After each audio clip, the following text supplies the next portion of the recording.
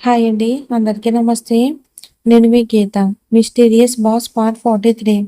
ఇక నుండి మన ఈ ఛానల్‌లోని స్టోరీ కంటిన్యూ అవుతుందండి. ఆ ఛానల్‌లో న్యూ స్టోరీ ఇస్తాను. తప్పకుండా చూడండి. జాన్వి కొంచెం టెన్షన్‌గా అడిగింది. అయ్యో! డొనేషన్ ద్వారానే జరుగుతుంది. నువ్వు కౌంటర్ దగ్గరకు వెళ్ళడుగు. నమ్మకం లేకపోతే అని రీచా చెప్పింది. నమ్మకం ఉంది. అభి కోసం నేను ఏదైనా చేయగలను అని జాన్వి చివరి మాటని మెల్లగా చెప్పి ఇక ఫామ్ నింపడం మొదలుపెట్టింది. అభి అక్కడ ఉన్న ప్రతిదాన్ని ఆశ్చర్యంగా చూస్తున్నాడు. అక్కడ వాతావరణం అతనికి చాలా నచ్చడంతో అతని ముఖంలో కొంచెం ఆనందం కనిపించింది. అంతలోనే ఎదురుగా నుంచి ఒక వ్యక్తి వాళ్ళ కోసం జ్యూస్ తీసుకొచ్చాడు. అభి వెంటనే సంతోషంగా జ్యూస్ తీసుకున్నాడు.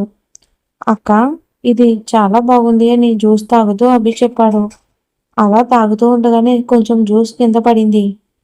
అభి, కొంచెం జాగ్రత్తగా తాగు బంగారు అని జాన్వి వెంటనే చేతిలో ఉన్న పెన్ను వదిలి అతని చేతిలో ఉన్న గ్లాస్ని పట్టుకుని సహాయం చేసింది. అక్కడ ఉన్న ఎత్తైన సోఫాపై కొంచెం జ్యూస్ పడింది. అది చూసి ఆమెకు టెన్షన్ మొదలైంది. డోంట్ వరీ మేడం, అది మేము క్లీన్ చేస్తాం. అయినా ఈ హాస్పిటల్కు ఇలాంటి వాళ్ళు వస్తుంటారు కాబట్టి మాకు అలవాటే అని రిసెప్షన్లో ఉన్న అమ్మాయి జాన్వి ముఖంలో కనిపిస్తున్న ఆందోళనని చూసి చెప్పింది. సారీ అని జాన్వి బాధగా చెప్పింది. ఏ, కూల్ డౌన్, ఇక్కడి స్టాఫ్ చాలా మంచివాళ్ళు అని రీచా జాన్వి భుజంపై చెయ్యి వేసి చెప్పింది. అంతలోనే రాహుల్ ఒక అమ్మాయిని వెంట తీసుకుని వచ్చాడు. రీచా, జాన్వి, ఈమె రేణుక, ఇక్కడ మేనేజ్మెంట్ చూసుకుంటారు. ఇక ముందు కావలసిన విషయాలన్నీ ఈమె చూపిస్తారు అని రాహుల్ ఆమెకు పరిచయం చేశాడు. ఇక జాన్వి, రీచా ఇద్దరు నవ్వుతూ ఆమెకు అభివాదం చేశారు. రండి, నేను మీకు రూమ్ చూపిస్తాను అని రేణుక చెప్పి వాళ్ళని లోపలికి తీసుకెళ్ళింది. ఇది వీరి రూమ్ అని రేణుక ఒక గది తలుపు తెరిచింది.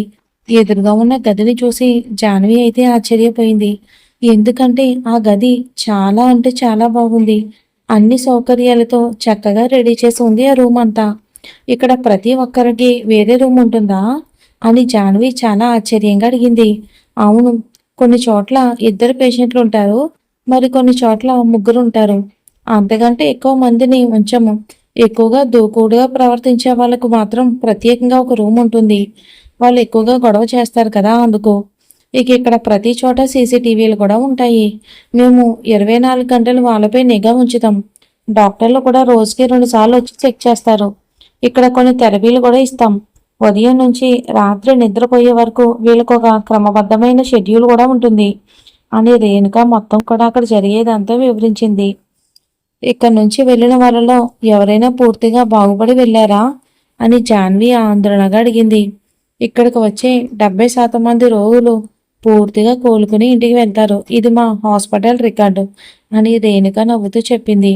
ఆ 70%లో నా అభి కూడా ఉండాలి అని జాన్వి మనసులోని దేవుణ్ణి అయితే ప్రార్థించింది. అక్కడ ఏముంది అని జాన్వి గది బయట కనిపిస్తున్న మరో సెక్షన్ వైపుకు చూపిస్తూ అడిగింది. అది ఇది మెయిల్ సెక్షన్, అది మహిళా రోగుల సెక్షన్ అని రేణుక చెప్పింది. అచ్చా, అంటే అబ్బాయిలు అమ్మాయిలకు వేరు వేరు సెక్షన్స్ ఉంటాయా? వాళ్ళు ఒకరినొకరు కలవరా అని జాన్వి అడిగింది. అలా కాదు, వాళ్ళు ఉండేది వేరువేరుగా కాదు, కానీ కొన్ని స్టేషన్స్లో మహిళా రోగులు అబ్బాయిలు అందరూ కలిసే కూర్చుంటారు అని రేణుక వివరించింది. మరి నేను ఒకసారి చూడొచ్చా అని జాన్వి కొంచెం ఆసక్తిగా అడిగింది. చూడండి, కానీ కొంచెం జాగ్రత్తగా ఉండండి అని రేణుక చెప్పింది. రీచా, నువ్వు వస్తావా అని జాన్వి అడిగింది. లేదు లేదు, నేను అవి దగ్గర ఉంటాను, నువ్వు వెళ్ళి అంతా చూసిరా అని రీచా చెప్పింది. జాన్వి రేణుకతో కలిసి ఇక సెక్షన్లోకి వెళ్ళింది. అక్కడ చాలా మంది అమ్మాయిలు ఉన్నారు. కొందరు కారిడార్లో ఒకే చోట నిలబడి ఏవేవో మాట్లాడుకుంటున్నారు. మరి కొందరు గాల్లో చేతులతో ఏవో సైగలు చేస్తున్నారు. వాళ్ళని చూసిన జాన్వి మనసు బాధతో నిండిపోయింది. అంతలోనే ఒక గది నుంచి గొడవలు శబ్దాలు వినిపించాయి. నేను చూసి వస్తాను, మీరు ఇక్కడే ఉండండి అని రేణుక వెంటనే చెప్పి ఆ గదిలోకి వెళ్ళింది. జాన్వి అక్కడే నిలబడి జరుగుతుందంతా చూస్తుంది. బయట ఉన్న కొంతమంది మహిళలు ఆమెను వింతగా చూస్తూ ఉన్నారు. ఆమె తర్వాత వెనక్కి తిరిగింది. ఆచ్ అని ఆమె నోటి నుంచి శబ్దం వచ్చింది. ఎందుకంటే ఏదో గట్టిగా వచ్చి ఆమె చేతికి తగిలింది. ఆమె చేతిని రుద్దుకుంటూ కిందకి చూసింది. అక్కడ ఒక దువ్వెన పడిపోయి ఉంది. ఏం చేయనివ్వటం లేదు. నా బొమ్మ జుట్టు కూడా దువ్వనివ్వటం లేదు అనే గొంతు వినిపించడంతో జాన్వి తల పైకెత్తి చూసింది. దాదాపు 60 సంవత్సరాల వయసున్న ఒక మహిళ చేతిలో బొమ్మను పట్టుకుని ఆమె వైపుకు మాట్లాడుతూ వస్తుంది. ఏయ్, నువ్వు నా బొమ్మ దువ్వెని చూసావా? చూడు. "ఉమ్." ఆ దీపి దాన్ని విసిరేసింది. ఇలాగే అని ఆమె జాన్వి దగ్గరకు వచ్చి అడిగింది. అలానే చేస్తుంది. ఆమెకు నా బొమ్మ నచ్చదు అని ఆ బామ్మ తల గోక్కుంటూ జాన్విని అడిగింది. జాన్వి కిందకి చూసింది. ఆ బామ్మ అదే దువ్వెనపై కాలు పెట్టుకుని నిలబడి ఉంది. "ఉమ్, కొంచెం పక్కకు జరగండి" అని జాన్వి ఆమెతో చెప్పింది. కానీ ఆ బామ్మ ఆమె మాట అస్సలు పట్టించుకోలేదు. పైగా తన బొమ్మతో ఏదో మాట్లాడుతూ ఉంది. అప్పుడు జాన్విని కిందకు వంగి ఆ బామ్మ కాలును మెల్లగా పక్కకు జరిపింది. తర్వాత దువ్వెన తీసుకుని ఆ బామ్మ ముందు పెట్టింది. దొరికిందనుకుంటా. ఇప్పుడు నా చిన్ని బొమ్మ దువ్వెన ఎవరికీ ఇవ్వను అని ఆ బామ్మ మళ్ళీ ఏదో మాట్లాడుకుంటూ అక్కడి నుంచి వెళ్ళిపోయింది. జాన్వి అక్కడే నిలబడి ఆమెను చూస్తూ ఉండిపోయింది. సరే వెళ్దామా అని రేణుక గది నుంచి బయటకు వస్తూ అడిగింది. అవును అని జాన్వి ఒకసారి వెళ్ళిపోయిన ఆ బామ్మ గది వైపుకి చూసి తర్వాత మళ్ళీ రీచా దగ్గరకు వచ్చింది. మిగతా అంతా చూసిన తర్వాత వాళ్ళు అభిని రూమ్లో చేర్పించి బయటకు వచ్చారు. ఈసారి వెళ్ళేటప్పుడు అభి చాలా సంతోషంగా ఉన్నాడు. అక్కడ తనకు నచ్చే ఎన్నో వస్తువులు దొరికాయి. అయినా కూడా నన్ను కలవడానికి రా అని జాన్వికి చెప్పడం మాత్రం మర్చిపోలేదు అభి. అమ్మయ్య, నా టెన్షన్ అంతా పోయింది అని రీచా నవ్వుతూ చెప్పింది. Thank you Richa. నిజంగా ఈరోజు అభి పూర్తిగా బాగుపడతాడని నాకు అనిపిస్తుంది అని జాన్వి కళ్ళల్లో నీళ్లు తిరుగుతూ చెప్పింది. అవును, అతను పూర్తిగా బాగుపడతాడు. ఇంకా అతను బాగైన తర్వాత మనం ముగ్గురం కలిసి చాలా సరదాగా గడుపుదాం అని రీచా ఆమె భుజంపై చేయి వేసి చెప్పింది. అలా అనగానే జాన్వి ఆనందంగా నవ్వింది. ఇద్దరు అక్కడి నుంచి బయటికి వెళ్ళిపోయారు. రాత్రి రిసెప్షన్ ఉండేది.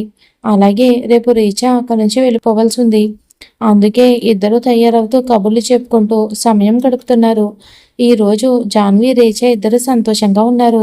ఎందుకంటే అభి సంతోషంగా ఉన్నాడు. జాను, నీ చేతి మీద మెహందీ చాలా అందంగా పండింది. దానికోసం ఏం చేశావు అని రీచా అద్దంలో చూసుకుంటూ లిప్స్టిక్ వేసుకుంటూ అడిగింది.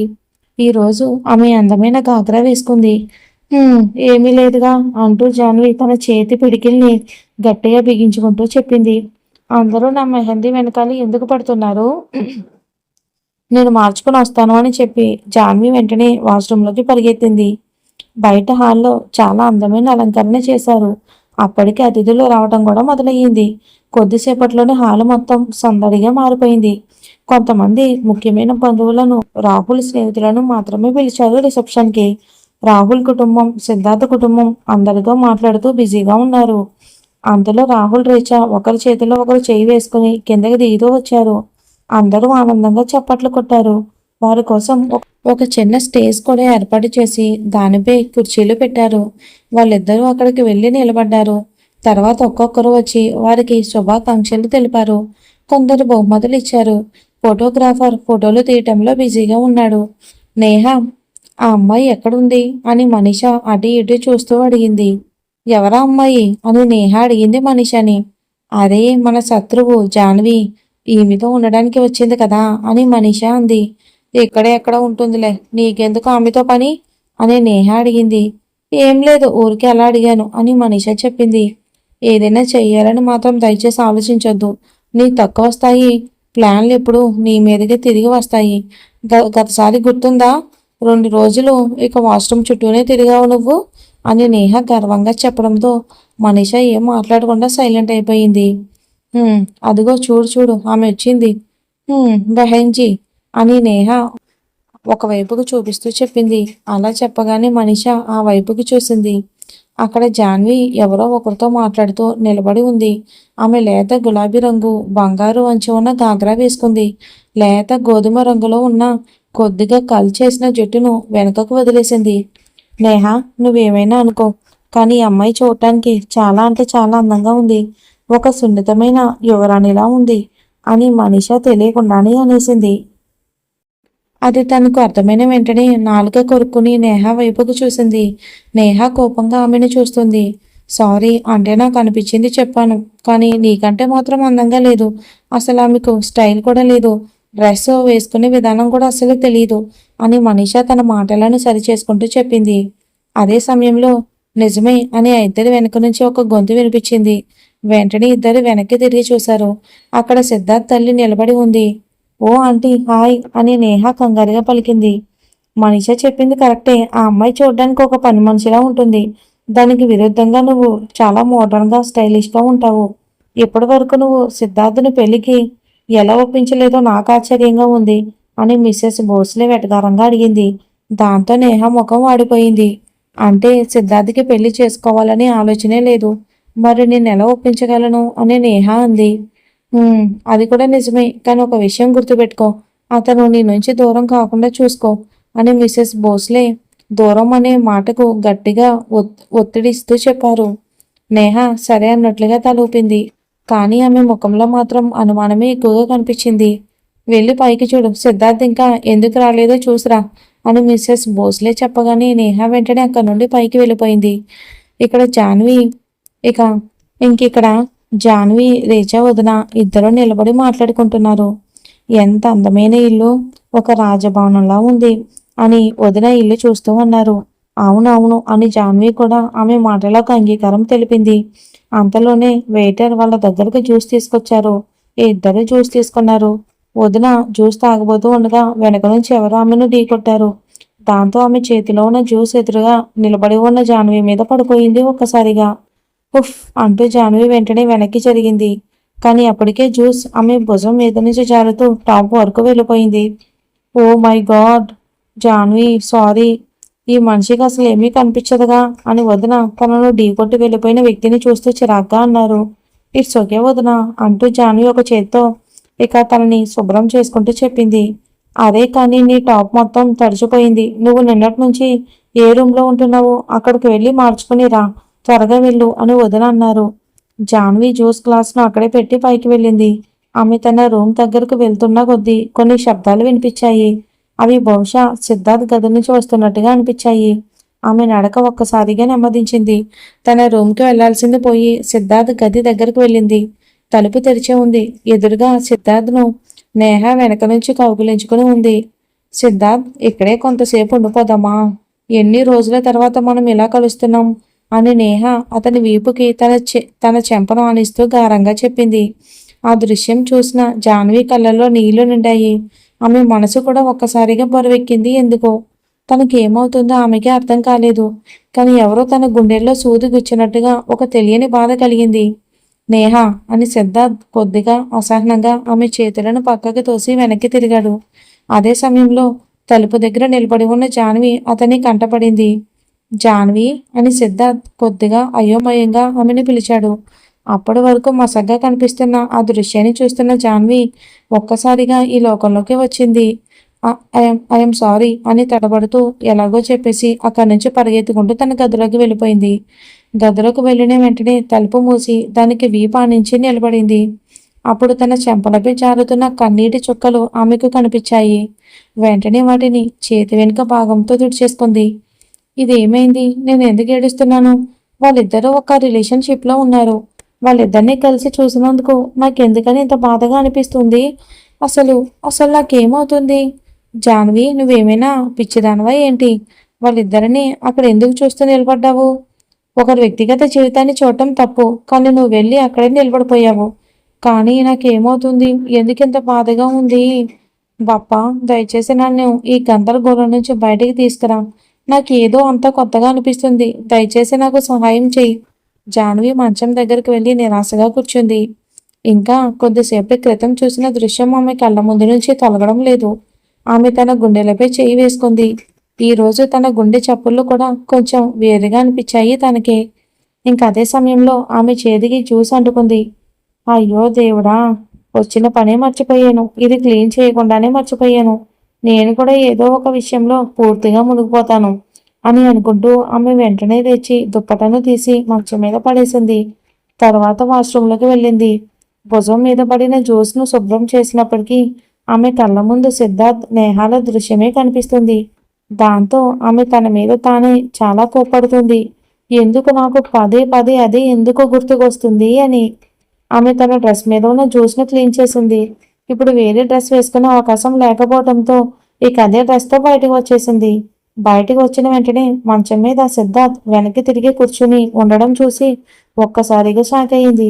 ఆమె అడుగులు అక్కడే ఆగిపోయాయి. ఇప్పుడు ఇతను నన్ను ప్రశ్నించడానికి వచ్చాడా? అతని వ్యక్తిగత క్షణాలను నేను చూశాను కాబట్టి ఇప్పుడు కోప్పడతాడా? ఏం చెయ్యాలి? మళ్ళీ వాష్రూంలోకి వెళ్ళి కూర్చోవాలా? అలా చేస్తే అతను ఎదురు చూసి వెళ్ళిపోతాడేమో. ఇక జాన్వి అలా ఆలోచిస్తూ వెనక్కి తిరగబోయింది. అదే సమయంలో అతని గొంతు వినిపించింది. జాన్వి, మళ్ళీ వాష్రూంలోకి వెళ్ళాలని ఉందా ఏంటి? అతని మాటలు వినగానే ఆమె వెనక్కి తిరిగి చూసింది. అతను మాత్రం ముందే చూస్తూ మాట్లాడుతున్నాడు. ఆమె ఒక నిట్టూర్పు విడిచి అతని దగ్గరికి వెళ్ళి నిలబడింది భయంగా. అతను ఫోన్లో ఏదో చూస్తున్నాడు. ఆమె దృష్టి అతని చేతి మీద పడింది. అతని చేతిలో తన దుప్పటా ఉంది. వెంటనే ఆమె ముందుకు వెళ్ళి తన దుప్పటను లాగేసుకుని భుజంపై వేసుకుంది. ఇంకలా చేయగానే అతను ఆశ్చర్యంగా ఆమె వైపుకి చూశాడు. అది దుప్పటా మీ చేతి కింద ఉంది అని ఆమె తడబడుతూ చెప్పింది. ఓ అని సిద్ధార్థ్ కనుబొమ్మలు పైకెత్తుతూ అన్నాడు. మీ పనేంటి ఇక్కడ అని జాన్వి ఏదో అడగాలి అన్నట్టు అడిగింది. మనసులో దాగి ఉన్న కొంచెం కోపం ఆమె గొంతులోనే బయటపడిపోయింది. ఈ ఇల్లు నాది, నేను ఎక్కడికైనా రావచ్చు అని సిద్ధార్థ్ ఎలాంటి భావం లేకుండా చెప్పాడు. అలా అయితే ఇక నేను వెళ్తాను అని జాన్వి చెప్పి వెళ్ళడానికని తిరిగింది. అప్పుడే జస్ట్ వెనక నుంచి అతను ఆమె చేతినైతే పట్టుకున్నాడు. ఆమె వెంటనే ఆశ్చర్యంగా అతని వైపుకు చూసింది. జాన్వి, నువ్వు కొద్దిసేపటి క్రితం చూసింది అది కేవలం ఒక అపార్థం మాత్రమే. ఆమె నన్ను హత్తుకుంది బలవంతంగా. నేను అలా చేయలేదు అని సిద్ధార్థ్ ప్రశాంతంగానే చెప్పాడు. జాన్వి ఆశ్చర్యంగా అతని వైపుకు చూస్తూ ఉండిపోయింది. ఇవన్నీ మీరు నాకు ఎందుకని చెప్తున్నారు అని ఆమె అడిగింది. ఏమో, ఐ డోంట్ నో, కానీ నువ్వు మమ్మల్ని చూసే కదా పరిగెత్తుకుంటూ వచ్చావు. అందుకే నీకు చెప్పాలి అనిపించింది అని సిద్ధార్థ్ తన చేతిలో ఉన్న ఆమె చేతిని చూస్తూ చెప్పాడు. అదే సమయంలో అతని ముఖంలోని భావాలు ఒక్కసారిగా మారిపోయాయి. ఇంకా గందరగోళంలోనే ఉన్న జాన్వి అతని మారిన ముఖాన్ని చూసి మరింత అయోమయానికి గురయింది. వెంటనే ఆమె కూడా తన చేతి వైపుకు చూసింది. మరి చూద్దాం, లవ్ స్టార్ట్ అయ్యిందేమో. ఇక నుంచి ఈ ఛానల్లోనే 2 ఎపిసోడ్స్ వస్తాయండి. ఈరోజు ఇంకొక ఎపిసోడ్ వీలైతే ఇస్తాను, లేదంటే రేపు నుంచి కంటిన్యూ 2 ఎపిసోడ్స్ వస్తాయి. ఎప్పటిలాగానే టైమింగ్స్ 8, 9 2 ఎపిసోడ్స్. ఆ ఛానల్లో మనం ఎలా ఇచ్చామో ఇందులో కూడా అలానే ఇస్తాం. అందులో న్యూ స్టోరీ వస్తుందండి, చూడండి.